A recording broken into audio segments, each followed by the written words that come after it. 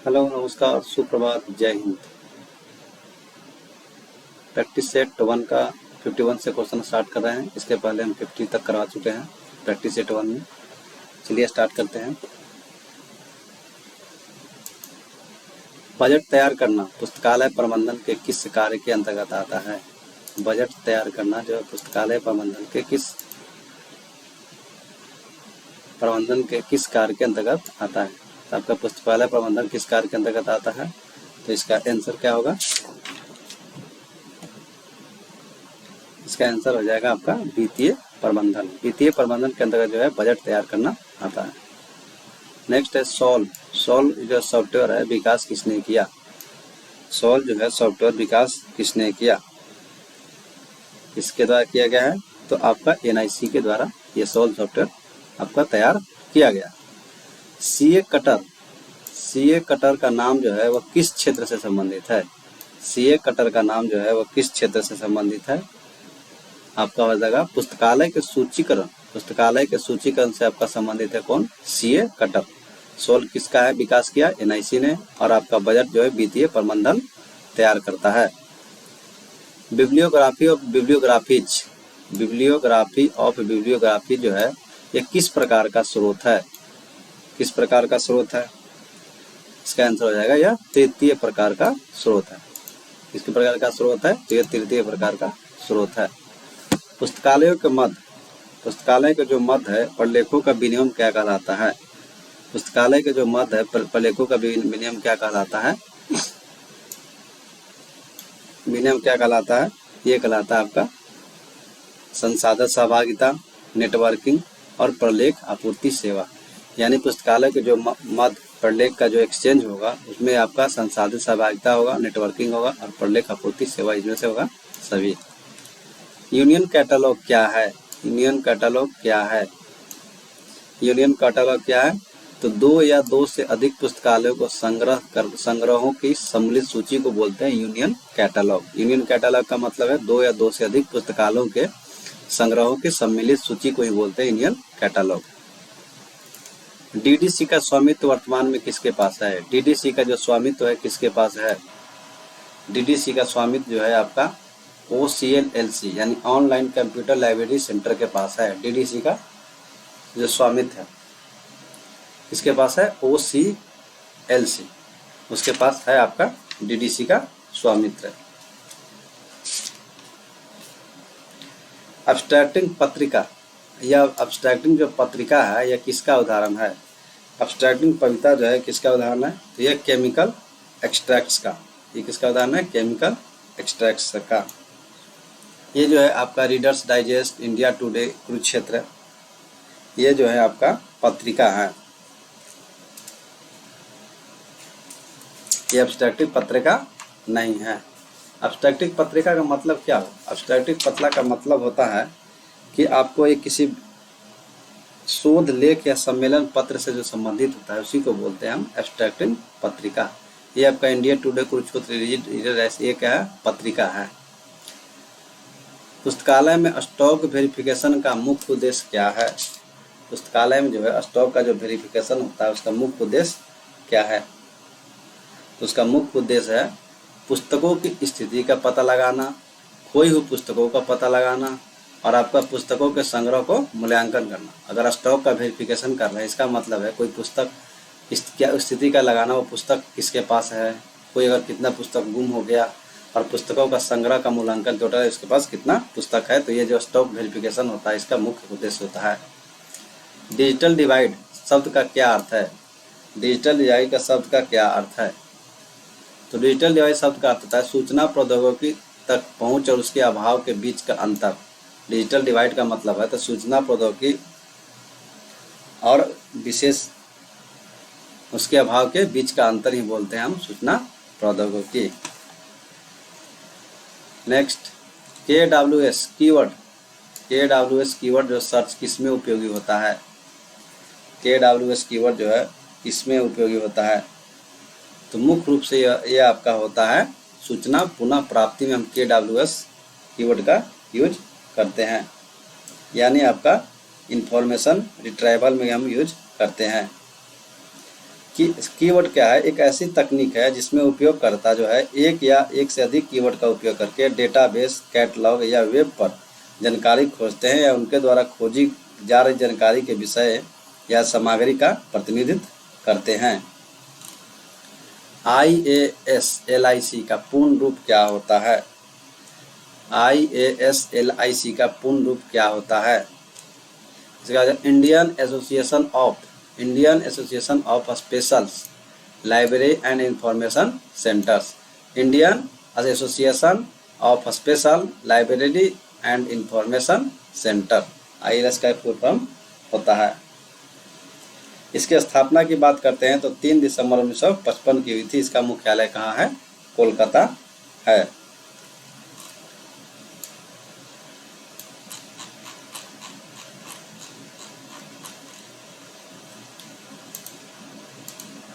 Colon classification में common isolates कितने प्रकार के होते हैं? कॉलन क्लासिफिकेशन में कॉमन आइसोलेट्स जो है वो कितने प्रकार के होते हैं? ये होते हैं 2 प्रकार के। 2 प्रकार के होते हैं। कौन कौन से? तो एंटी रियाइजिंग कॉमन आइसोलेट्स यानी ACI और PCI। PCI का मतलब होता है पोस्टी रियाइजिंग कॉमन आइसोलेट्स। ये 2 प्रकार के होते हैं। किस भारतीय विश्वविद्यालय ने सबसे पहले पुस्तकालय में PhD कार्यक्रम शुरू किया? किस विद्यालय ने सबसे पहले जो है PhD कार्यक्रम शुरू किया था? तो PhD कार्यक्रम में आपका किया था दिल्ली विश्वविद्यालय के द्वारा जो है आपका पुस्तकालय में, लाइब्रेरी में PhD कार्यक्रम शुरू किया था। और दिल्ली विश्वविद्यालय के पुस्तकालय विज्ञान विभाग जिसकी स्थापना जो है कब हुई थी? 1946 ईस्वी में। कब हुआ था? डॉक्टर एस रंगनाथन के द्वारा की गई थी। दिल्ली विश्वविद्यालय में को 1951 में जो है पुस्तकालय विज्ञान में डायरेक्टरेट कार्यक्रम शुरू का गठन प्राप्त हुआ। अगर पूछा जाए PhD कार्यक्रम कब शुरू किया गया तो 1951 में शुरू किया गया था। अगर पहले व्यक्ति की बात की जाए तो डॉक्टर बी कृष्ण राव दिल्ली विश्वविद्यालय से 1957 में पुस्तकालय में PhD की उपाधि प्राप्त करने वाले पहले व्यक्ति बने थे। कौन बने थे? Doctor B Krishna Rao. कब बने थे? 1957 में। और अब PhD जो है आपका डायरेक्ट के जो कार्यक्रम शुरू किया गया था दिल्ली में 1951 में। और आपका दिल्ली विश्वविद्यालय पुस्तकालय विभाग की जो स्थापना 1946 में हुई थी डॉक्टर SR रंगनाथन के द्वारा की गई थी। आपको इतना ध्यान रखना है। पॉल ऑटलेट हेनरी लॉ फॉन्टेन ने किस संस्था की स्थापना की थी? पॉल ऑटलेट और हेनरी लॉ फॉन्टेन ने किस संस्था की स्थापना की थी? ये किया था FID की स्थापना किया था, international federation for information and documentation. ठीक है, इसकी स्थापना फुल फॉर्म क्या है? तो international federation for information and documentation की स्थापना की थी। एक विशिष्ट विषय पर प्रकाशित छोटी पुस्तिका क्या कहलाती है? अगर एक विशिष्ट विषय पर जो प्रकाशित छोटी पुस्तिका होती है उसको क्या कहते हैं? उसको बोलते हैं पैम्पलेट। क्या बोलते हैं? अगर एक विशिष्ट विषय पर कोई खास सब्जेक्ट पर छोटी सी पुस्तिका जो तैयारी होती है उसको बोलते हैं पैम्पलेट। जीरो बेस्ड बस्टिंग तकनीक किससे संबंधित है? जीरो बेस्ड बस्टिंग जो किससे संबंधित है? ये आपका पुस्तकालय विद से संबंधित है। किससे संबंधित है? आपको जीरो बेस्ड बस्टिंग जो है आपका पुस्तकालय विद से संबंधित है।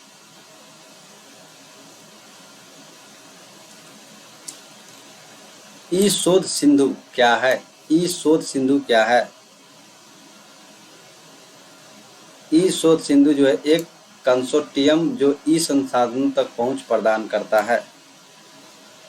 ई शोध सिंधु जो है एक कंसोर्टियम है जो उच्च शिक्षण स्थानों को ई संस्थान जैसे ई जर्नल्स, ई बुक्स, डेटाबेस तक पहुंच प्रदान करने का काम करता है ई शोध सिंधु। अगर इसके गठन की बात की जाए तो यह गठन जो है मानव संसाधन विकास मंत्रालय के द्वारा किया गया था।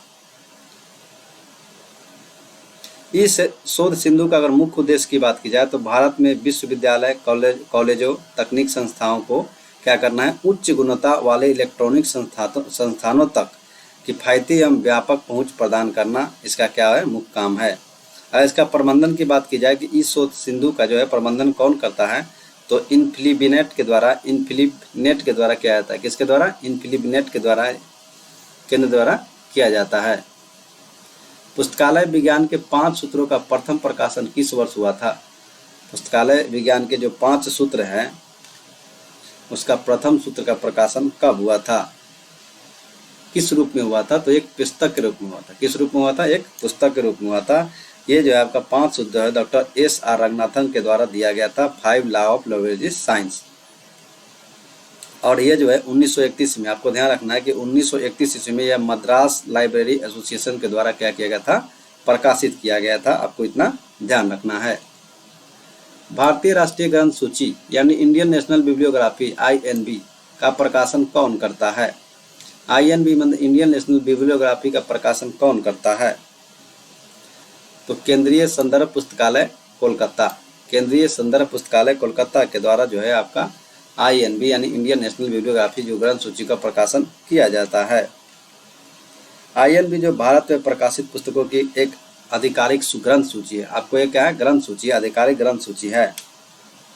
भारत में 22 प्रमुख भाषाओं में जो पुस्तकें जो है प्रकाशित पुस्तकों को सूचीबद्ध किया जाता है। आपको ध्यान रखना है।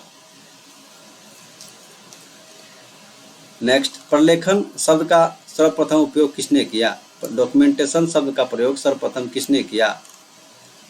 डॉक्यूमेंटेशन शब्द का सर्वप्रथम प्रयोग जो है आपका पॉल ओटलेट के द्वारा किया गया था। डॉक्यूमेंटेशन शब्द का पॉल ओटलेट को प्रलेखन के जनक के रूप में जाना जाता है। अगर प्रलेखन का जनक के रूप में किसको बोलते हैं? तो पॉल ओटलेट। ले अब 2 क्वेश्चन है कि सर्वप्रथम प्रयोग किसने किया? पॉल ओटलेट। और इसका जनक किसको मानते हैं? तो पॉल ओटलेट। प्रलेखन का जनक हो गया Paul Otlet. Next, call number. Call number समानता क्या शामिल होता है? कॉल नंबर में समानता क्या शामिल होता है? कॉल नंबर में आपका वर्गांक और ग्रथांक ये दोनों शामिल होता है। कॉल नंबर में जो आपका क्लास नंबर और बुक नंबर दोनों शामिल होता है। आपको ध्यान रखना है। कॉल नंबर है क्या? तो कॉल नंबर एक अद्वितीय अल्फान्यूमेरिक कोड होता है जिसमें आपका क्लास नंबर और ब्लॉक नंबर दोनों शामिल होता है।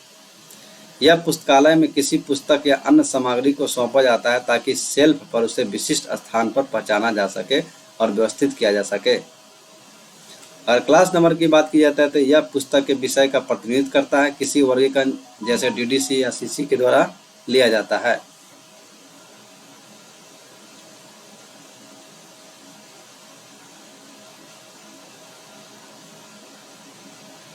नेक्स्ट, पुस्तकालय में प्रवेश पर पाठकों को निजी सम्मान को रखने की व्यवस्था क्या कहलाती है?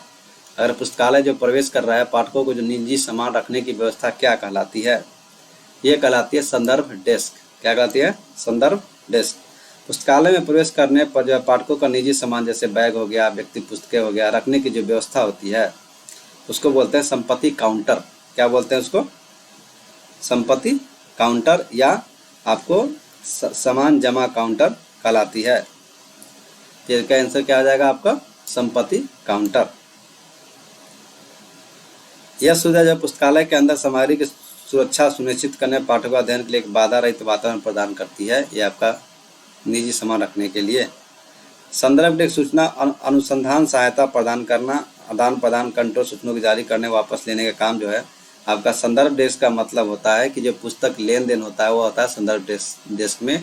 और आपका संपत्ति काउंटर में क्या होगा? पाठकों का निजी सामान जो रखा जाएगा वह संपत्ति काउंटर में रखा जाता है। नेक्स्ट, डेटाबेस क्या होता है? डेटाबेस क्या होता है? तो डेटाबेस व्यवस्थित रूप से संग्रहित इलेक्ट्रॉनिक सूचना का संग्रह होता है डेटाबेस। डेटाबेस जो है आसानी से एक्सेस, प्रबंधित और अपडेट किया जा सकता है। डेटाबेस को इस तरह डिजाइन किया जाता है ताकि जानकारी जो है कुशलतापूर्वक संग्रहित, पुनः प्राप्त और संशोधित कर उसे हटाया जा सकता है। डेटाबेस से आपको क्या है? एक्सेस जो है आपका कोई बुक चाहिए, कोई चीज़ भी चाहिए तो आसानी से डेटाबेस से एक्सेस कर सकता है। सूचना साक्षरता इंफॉर्मेशन लिटरेसी का क्या अर्थ होता है? सूचना साक्षरता का अर्थ क्या है? सूचना साक्षरता का अर्थ क्या है? तो आपका सूचना खोजना और मूल्यांकन के साथ प्रभावी उपयोग क्षमता उसका बोलता है सूचना साक्षरता। सूचना साक्षरता का अर्थ होता है सूचना की आवश्यकता को पहचानना, सूचना का खोजना, उसका मूल्यांकन करना और प्रभावी ढंग से उपयोग करना ही सूचना साक्षरता कहलाता है। यह एक कौशल का एक समूह है जो व्यक्ति को विभिन्न प्रारूपों में सूचना स्रोतों की विस्तृत श्रृंखला से जानकारी को गंभीर रूप से पहचानने, पता लगाने, मूल्यांकन करने और नैतिक रूप से उपयोग करने में सक्षम बनाता है।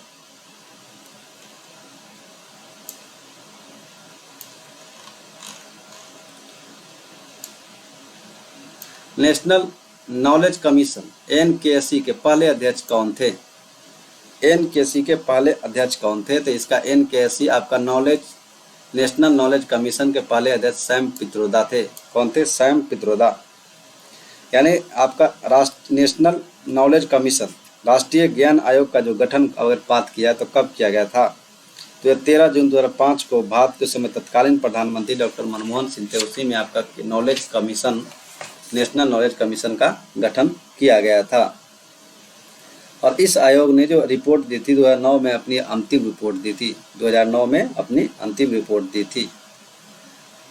कॉलन क्लासिफिकेशन सीसी में पक्ष विश्लेषण का उपयोग क्यों किया जाता है, यानी फैक्ट एनालिसिस का प्रयोग क्यों किया जाता है?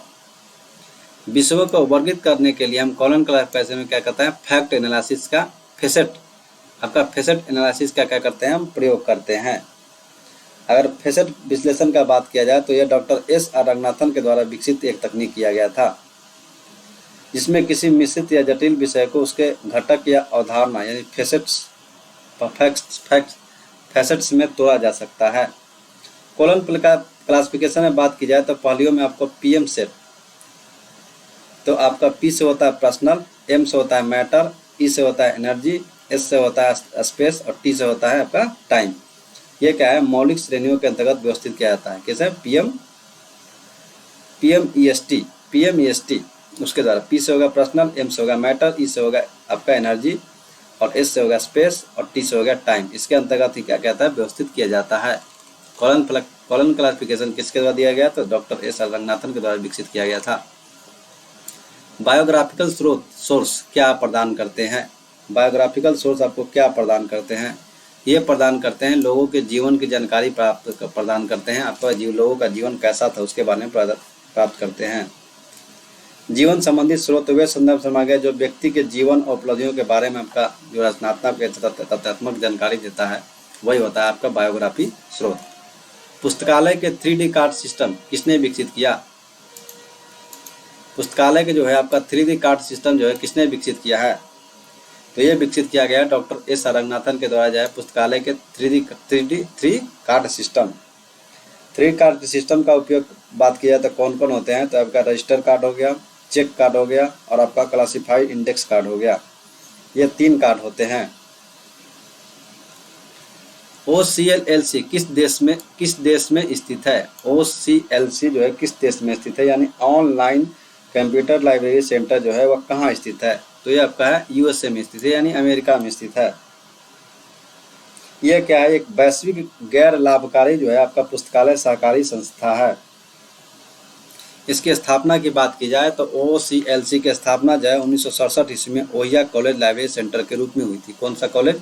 ओहियो कॉलेज लाइब्रेरी के रूप में हुई थी। ज्ञान जगत यानी यूनिवर्स ऑफ नॉलेज का अध्ययन को क्या कहते हैं? ज्ञान जगत की नॉलेज को क्या कहते हैं? तो आपको एपिस्टेमोलॉजी बोलते हैं। आपका ज्ञान जगत की प्रकृति, उत्पत्ति, दायरे का दार्शनिक अध्ययन ही क्या कहता है? एपिस्टेमोलॉजी, या इसी को बोलते हैं ज्ञान मीमांसा कहलाता है। अगर एपिस्टेमोलॉजी की बात की जाए तो यह दर्शन शास्त्र की क्या होता है? शाखा होता है, जो ज्ञान के सिद्धांत से संबंधित होता है कि ज्ञान क्या है, कैसे प्राप्त किया जाए। नेक्स्ट, मोबाइल पुस्तकालय किस प्रकार की सेवा का उदाहरण है? मोबाइल पुस्तकालय जो है किस प्रकार की सेवा का उदाहरण है? यह आपका आंसर हो जाएगा प्रसार सेवा। मोबाइल पुस्तकालय जो है प्रसार सेवा का क्या है? एक प्रकार का उदाहरण है। प्रसार सेवा में कौन कौन से गतिविधि आते हैं? तो सेवाएं जो पुस्तकालय जो है अपनी भौतिक सीमाओं के बाहर उन समुदायों या व्यक्तियों को पहुंचाता है जो प्रारंभिक रूप से पुस्तकालय तक नहीं पहुंच सकते हैं। ये आपका मोबाइल पुस्तकालय सेवा है, जो पुस्तकालय नहीं पहुंच सकते हैं उसके लिए है। मोबाइल पुस्तकालय का मतलब क्या हुआ कि वैसे क्षेत्र में जहां पुस्तकालय के लोग पुस्तकालय में नहीं आ सकते हैं, वैसे वहां के लोगों को, जैसे मान लीजिए कोई एक वाहन में वहाँ के इन्वायरमेंट वातावरण लोगों के अनुसार ही क्या करता है, बुक को आपका गाड़ी में रख के उनके यहाँ पहुँचाया जाता है। उसी को बोलते हैं आपका मोबाइल पुस्तकालय, यानी उसके घर तक पुस्तकालय को पहुँचाना ताकि वह पुस्तकालय का यूज कर सके, उसी को बोलते हैं। तो इसका मेन मकसद होता है प्रसार सेवा। AACR2 मुख्य रूप से प्रविष्टि किसके अंतर्गत बनती है? AACR2 यानी एंग्लो अमेरिकन कैटलॉगिंग रूल्स द्वितीय संस्करण। तो आपका क्या आंसर हो जाएगा? आपका हो जाएगा लेखक। किसके अंतर्गत बनती है? तो लेखक जो है मुख्य मेन एंट्री जो है आपका लेखक के अंतर्गत बनती है। यदि लेखक ज्ञात हो तो उसकी पहचान की जा सकती है। यह लेखक के अंतर्गत ही क्या बन जाता है? Anglo American cataloguing rules 2। Patent किस प्रकार की सूचना का स्रोत है? अगर पेटेंट की बात की जाए तो किस प्रकार का सूचना का स्रोत है? तो ये आपका प्राइमरी स्रोत है। क्या है? प्राइमरी स्रोत। पेटेंट एक आविष्कारक और उसके आविष्कार के लिए सरकार द्वारा प्रदान किया गया एक विशेष अधिकार है जो दूसरे व्यक्ति को निश्चित अवधि के लिए उस आविष्कार को बनाने, उपयोग करने या बेचने से रोकता है। पेटेंट क्या होता है? कोई जब व्यक्ति आविष्कार करता है तो सरकार उसको क्या करता है? एक विशेष अधिकार देता है ताकि उसके आविष्कार को कोई बेचे ना, कुछ समय आपको एक अवधि के लिए, निश्चित अवधि के लिए देता है ताकि कोई उसका उपयोग ना करे। जैसे में क्या, कोई पुस्तक छापता है तो क्या है, वो भी सरकार उसको अधिकार देता है कितना समय तक कोई पुस्तक नहीं छाप सकता है। पुस्तकालय विज्ञान में निधानी सूची यानी सेल्फ लिस्ट का उपयोग है। पुस्तकालय विज्ञान में निधानी सूची यानी सेल्फ लिस्ट का क्या उपयोग है? इसका उपयोग है स्टॉक का सत्यापन वर्गीकरण उपकरण के रूप में। अगर निधानी सूची की बात की जाए तो स्टॉक का सत्यापन करने में इसका उपयोग किया जाता है, सत्यापन और वर्गीकरण के रूप में किया जाता है। भारत में delivery of books of newspapers यानी पब्लिक लाइब्रेरी एक्ट कब पारित किया गया? भारत में डिलीवरी ऑफ बुक्स और न्यूज़पेपर यानी पब्लिक लाइब्रेरी जो है आपका 1954 में प्रकाशित किया गया है। यह अधिनियम जो है अक्सर जो है डिलीवरी ऑफ बुक्स एक्ट्स इसको कहा जाता है। क्या कहा जाता है? डिलीवरी ऑफ बुक एक्ट्स, इसके अधिनियम को कहा जाता है। वे अपनी प्रकाशित जो है प्रत्येक पुस्तक के कुछ एक प्रति जो है कुछ विशिष्ट राष्ट्रीय महत्व के पुस्तकालय को निःशुल्क इसके अंदर आप एक्ट के अंतर्गत आपको दिया जाता है। मतलब जो भी आप पुस्तक छापे हैं या प्रकाशन किए हैं उसको क्या करना है, एक आपको लाइब्रेरी को देना है निःशुल्क। मूल रूप से अगर बात की जाए तो कौन कौन सी पुस्तक आपको प्राप्त करते हैं, जैसे मतलब कोई प्रकाशन किस लाइब्रेरी को पुस्तक देगा, तो आपका मुख्य रूप से 3 प्राप्त करता है पुस्तकालय थे। राष्ट्रीय पुस्तकालय कोलकाता, कौन है हमारा पब्लिक लाइब्रेरी चेन्नई और एस्थेटिक सोसाइटी लाइब्रेरी मुंबई। ये जो है आपको 3 पुस्तकालय को आपको निःशुल्क पुस्तक देना है। आपको ध्यान रखना है कौन कौन सा? राष्ट्रीय पुस्तकालय कोलकाता, कौनी मारा पब्लिक लाइब्रेरी चेन्नई और एस्थेटिक सोसाइटी लाइब्रेरी मुंबई। ये 3 पुस्तकों को क्या करता है? Delivery of books and newspaper library act के अंतर्गत क्या है, इनको जो भी बुक प्रकाशन होता है उसको क्या कहते हैं, इनको बुक प्रोवाइड किया जाता है। 3 जो बताएं। और बाद में जब संशोधन करके क्या किया गया, आपको दिल्ली पब्लिक लाइब्रेरी को भी आपको चौथे के रूप में जोड़ दिया गया है, यानी आपको 4 लोगों को दिया गया है। कौन कौन? राष्ट्रीय पुस्तकालय कोलकाता, कौन है हमारा पब्लिक लाइब्रेरी चेन्नई और आपका एशिया सोसाइटी लाइब्रेरी मुंबई और आपका दिल्ली पब्लिक लाइब्रेरी को पुस्तक दिया जाता है। डीडीसी के अंतर्गत डीडीसी के अंतर्गत किस 2 खंडों का प्रकाशन शुरू हुआ है? डीडीसी के अंतर्गत जो है किस 2 खंडों का प्रकाशन शुरू हुआ है? तो आपका किस संस्करण के 2 खंडों का प्रकाशन शुरू हुआ है? तो आपका 16वां संस्करण के प्रकाशन जो 2 खंडों का प्रकाशन का शुरू हुआ है। शैनन बीवर मॉडल किससे संबंधित है? अगर 16वां संस्करण की बात की जाए कब हुआ? 1958 में प्रकाशित किया गया था। शैनन बीवर मॉडल जो है किससे संबंधित है? तो आपका ये सूचना संचार से संबंधित है। शैनन बीवर मॉडल जो है सूचना संचार से संबंधित है। अगर इसकी बात की जाए तो यह क्लॉड शैनन और वारन वीवर, इसलिए इसका नाम रखा गया शैनन वीवर मॉडल, यानी क्लॉड शैनन की और आपका वारन वीवर द्वारा जो यह 1940 में प्रस्तावित यह संचार का एक रैखिक मॉडल था जो तकनीकी संचार प्रक्रिया का वर्णन करता है। जैसे क्या है, आपका 2 व्यक्ति हैं, शैनन में कौन? क्लॉड शैनन और वारन वीवर, ये दोनों मिल के जो है 1940 ईस्वी में क्या किए थे, आपका एक प्रस्ताव किए थे जिससे आपका सूचना संचार और तकनीकी में सहायता प्रदान करता है। अगर इसका मुख्य तत्व की बात की जाए कौन कौन सा है, तो आपका सूचना स्रोत, transmitter, channel, noise, receiver, decoder और आपका डेस्टिनेशन, ये आपका दिया गया था। पुस्तकालय में पाठकों को पुस्तक उधार देने और वापस लेने की प्रक्रिया क्या कहलाती है? और पुस्तकालय जो पाठक को पुस्तक को उधार वापस लेने की जो प्रक्रिया क्या कहती है, परिसंचरण यानी सर्कुलेशन कहलाता है।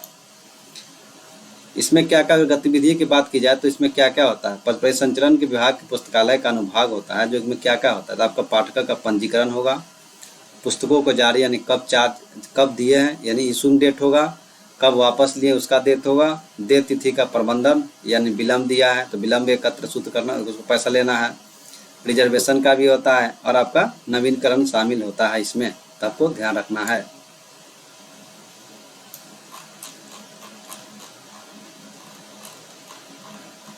नेक्स्ट क्वेश्चन है, गजेटियर क्या प्रदान करता है।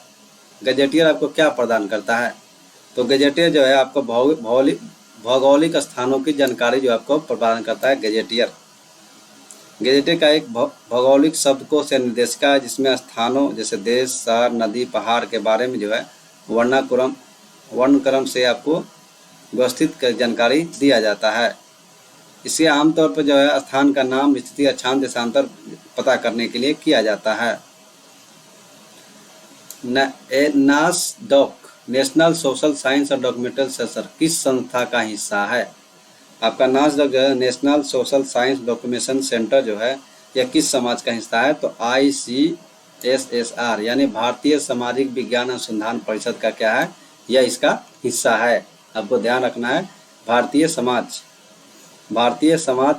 सामाजिक विज्ञान अनुसंधान परिषद का है, आपका national social science documentation centre इसका हिस्सा है।